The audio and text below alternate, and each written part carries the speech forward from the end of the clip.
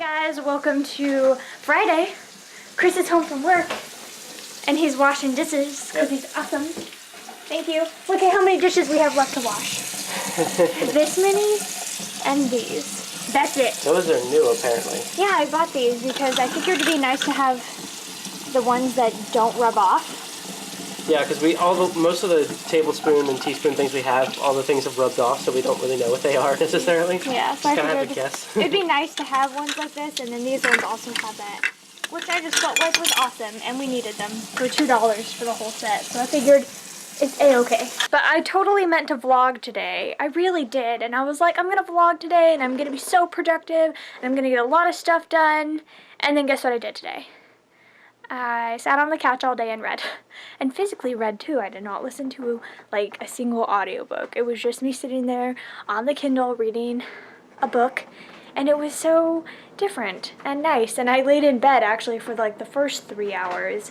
And then I moved to the couch and sat on there and read till like almost 5 p.m. And then I was like, I should get up. And so then instead of getting up and doing something like cleaning the house or getting dinner ready or anything like that, instead, I just started replying to my comments. So I'm almost caught up to this week, which I'm pretty happy with. I only have like 20 more comments before I am caught up to the 6 days ago, 5 days ago, etc. Instead of just saying, last week you posted this. And it's like, it could be any time from 7 to 14 days. Last week is not very helpful, YouTube. So anyway, I'm excited that I did that. And so it's been a pretty rewarding day, although I really didn't do anything much at all. So Chris and I are going to make dinner now, though. We're going to make the thing we made yesterday. Yeah. It's going to be good. Yeah, so I'm going to whip up some more lovely tortillas. And also my hair looks like super silver right now. She sent me a picture of herself wearing what she's wearing right now earlier. And her hair looked really white/silver in it. Yeah, it was crazy. I don't know why. I didn't do anything differently. Like, I didn't even use purple shampoo today. Like, I don't know why. And your roots are like super dark now. Yeah, like, they are. They're really coming through. Yeah, I really want to re-dye my hair, but I'm lazy and I haven't felt like it, so I will do it eventually. I really want to re-dye and go super silver again. I also asked my boss about it, and he said I can dye my hair any color I want and any combination that I want, and that he's had several people working there who have had, I think he called it snow cone hair, with like 5 snow cone hair. That's 3 great. or more hair colors. So here's a quick outfit of the day, I guess. Which I don't have my sleeves buttoned down. I did earlier, but since I'm about to roll them up to do that, I didn't feel like rebuttoning them, so now they're not. But this is my outfit. They're pants! And I love them. I feel like I have so many fun, exciting like pieces in my closet that I've like gotten over the past year or so. And then I never reach for them because I just wasn't getting dressed when I was like not feeling so great. Or I was working like 5 to 6 days a week, and the only day I got dressed was like Sunday that I didn't have to wear black to work, and that was kind of just like very not great for my wardrobe aesthetic growing and stuff, and so I pretty much had to wear a black skirt or black pants every single day, and I didn't really have an option of that. So now I'm able to dress whatever I feel like every few days. Like I have work some days I don't. So this has been nice and fun, and I've had fun like layering pieces together that I normally wouldn't put together, and just like I'm having fun. I've probably worn this shirt, I think this is my 3rd time in the week, or in the past couple weeks, and it's been so fun. I really want more collared shirts now because I'm just having a great time with it. So anyway, I'm using my more eccentric pieces that I'm almost too afraid to go out in public in, but at the same time, I still would, but now it's too cold, so I'm gonna have to like wait until it's a little bit warmer. So I was really mean to Christopher when he got home from work.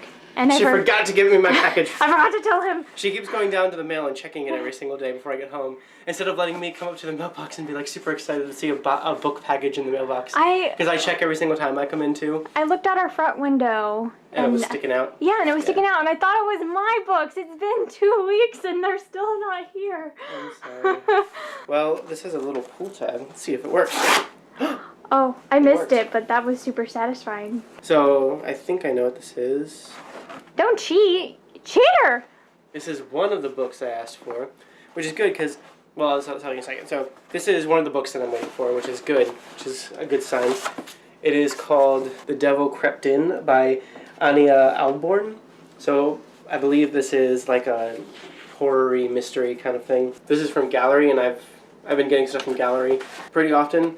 And so I was looking, actually this has a, oh cool, this has a quote from Sean and McGuire on the back.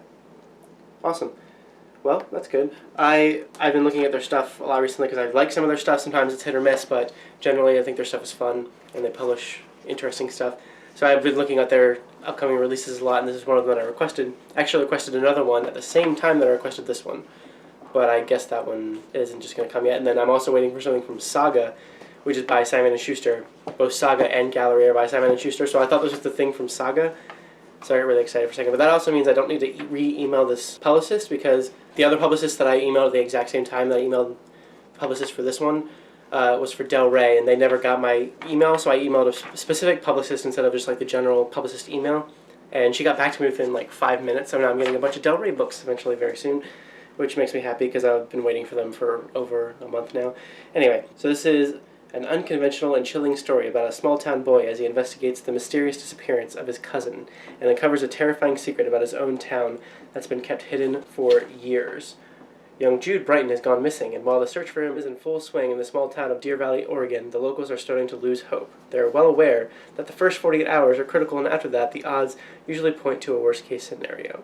And despite Stevie Clark's youth, he knows that too. He's seen the cop shows, and he knows what each ticking moment may mean for Jude, his cousin and best friend. So, I don't know if this is like supernatural at all, but kind of reminds me of like Stranger Things. A little kid goes missing and the whole town's looking for him. But I don't know if it's supernatural at all, so maybe not. It might just be like all the other stories where a kid suddenly goes missing, but maybe it's a lot better than that. So we'll see. I am excited to read it. This one comes out in February, I believe. Comes out February 7th. So good. I'll do a review of it. So we just watched the first episode of a series of unfortunate events during dinner. On Netflix. What did you think of it? It was interesting. I liked it. Chris has read the first 7 books, by the way. I read the first 7 books, so basically half of it. And I thought it was fun. I liked the tone. I like generally the people that they got for it. I like the 3 kids they got for it. I like the guy who plays Lemony Snicket. I recognize him from lots of different things. I love his, I recognize his voice from lots of different things. I was just telling Giselle, it's really difficult to see past Neil Patrick Harris as Count Olaf, because he doesn't necessarily, for me, he doesn't become Count Olaf. He just kind of looks like Neil Patrick Harris in a Count Olaf costume to me, or in Count Olaf's stuff, and just it's hard for me to really get into him being it. Like it's I don't really feel completely immersed with him being Count Olaf, and yeah, but everything else is good. I like the tone. I like the way everything's been done so far. The writing's really good. The writing's good. I mean, it's written by Lemony Snicket, so yeah. I have read the whole series multiple times. I think I talked about this a few days ago. Did I? I don't remember if I did, but I've read the whole series multiple times. I followed the series from book 11 to release, book 12's release, and book 13's release is when I caught up on the series when I was like 10 or something, and read them as I came out and reread the whole series multiple times. I probably started the series when I was about 6 years old, which, thinking about it, that's a pretty young age to start the series. I would suggest maybe a little bit older, like 7 or 8. Just my opinion though. But I really love this series a lot, and I have interesting thoughts about this show so far. There's so much foreshadowing that I feel like it's so much more rewarding to have read the whole book series before you watch the show. But I know the show is going to add extra stuff in. It's already started adding extra stuff in, like at the end of episode 1 and stuff.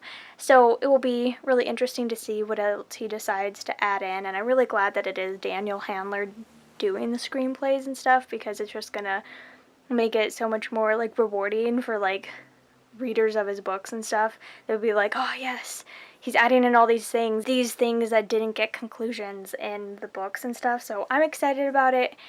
But I agree with Chris about, I don't love the casting of Neil Patrick Harris. I really like Neil Patrick Harris as an actor. He actually is an actor that I do enjoy, and I specifically would watch things that he's in just because he's in them. Like, he's that kind of actor for me. I really do like him a lot, especially in How I Met Your Mother and Dr. Horrible Sing-Along Blog, and I do like him a lot, but I don't think I like him as Count Olaf, and nor do I love the person who plays Justice Strauss or who they chose for Lemony Snicket.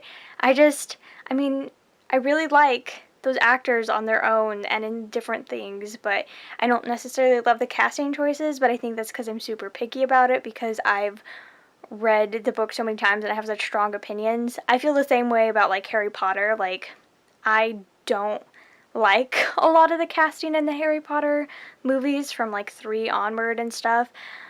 Different discussion though. I like the casting for the pretty much the first 2 movies, and then from there on I just think almost every casting of the characters was not somebody that I would have imagined as the role. Like, there's ones that stand out as like, yeah, that was perfect, but I don't know, I'm probably just being overly picky, but I'm just like, it doesn't feel like Lemony Snicket's voice to me when I'm like listening to this guy be Lemony Snicket. So it doesn't quite fit for me, but I do like the way that they're doing it. So although I may not like agree with the casting choices, I feel like the lines that they're using and the way that they're being said is pretty spot on for how I would have inflected it myself and stuff, and how like the audiobooks, I feel like they paid a really big homage to the audiobooks for the opening song for this one. I feel like the word, like the feeling that you get from it, like the words that they chose are very similar to like the scream and run away, because like the words of the opening song is like look away.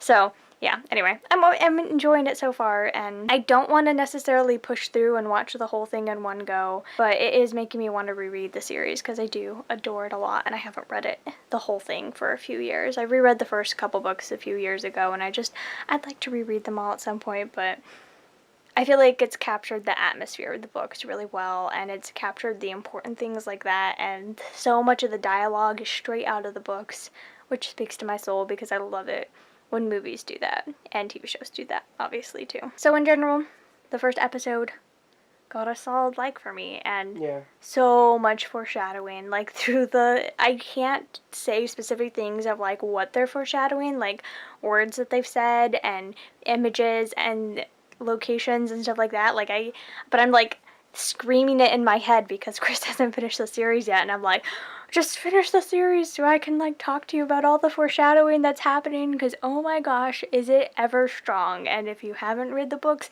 it's gonna go straight over your head, and then you'll get to the end of like the TV series eventually, and then you'll be like, oh my gosh, all the foreshadowing, or you'll get to the end of the books and you'll be like, oh my gosh, that. But like, I feel like it's so much more rewarding for me because I'm just flipping out in my brain, and I'm waiting until big, like, chunks of dialogue are done with, and then I'm like, and Chris is like, what? And I'm like, you missed, like, 5 things. You need to read the books. So I'm having a lot of fun doing that as well. And my best friend is actually currently rereading the series right now, so I feel like I'm gonna have to call her up sometime soon, too, and after she watches it, and we can discuss all the stuff, because that will probably be really fun and super rewarding for both of us. I do have to say, though, that I think they chose really great actors for Violet, Klaus, and Sunny. I do think they're really good. I wish Violet looked a tiny bit older. I feel like she looks like she's 12 as well. I feel like they almost definitely grabbed a younger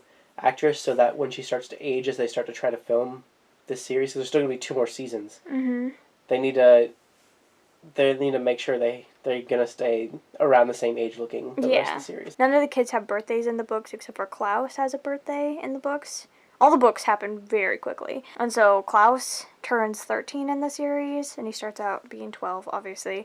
And this is my one comment, is that I feel like she's a little bit too young, but like, I wish she was like a tiny bit taller and stuff to kind of like show like she's older, but besides that, which is a very small critique, I think she's doing a fabulous job. So I really do like Violet and Klaus. I think they're pretty awesome and really great representations of these characters that I really adore. So I also do find it really refreshing to have this naive 14-year-old character on screen portrayed.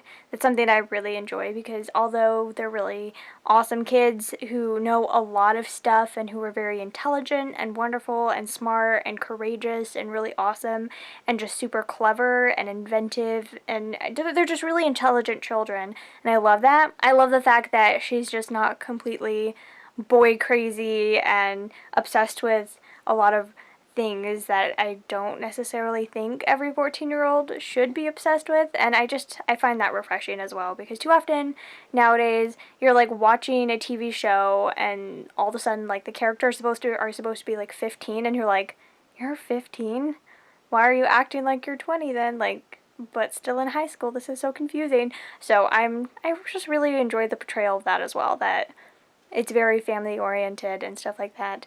I think is also delightful. It's getting pretty late now, which for us pretty late is like 10 p.m. I'm already starting to feel really tired, and Christopher is already probably asleep. I know he went to bed. I don't know if he's actually reading or not. I just really quickly had to do a Giselle reads video to go out tomorrow, so I read the next chapter. It was better than all the previous chapters, but I'm still not loving the book, I guess I should say. But our goal of trying to go to sleep earlier and wake up earlier and get things done in the mornings and stuff has been going really well, at least for Chris. And I've been staying awake, which was really hard for me before, but I'm staying awake and being more motivated. I'm not necessarily accomplishing everything I want to, but I'm working to it, and that's making me feel good. So I guess that's it for today. Thank you so much for watching, and we'll see you tomorrow. Much more than a hunch that this group should somehow form a family. That's how they all became the Brady Bunch, the Brady Bunch, the Brady Bunch.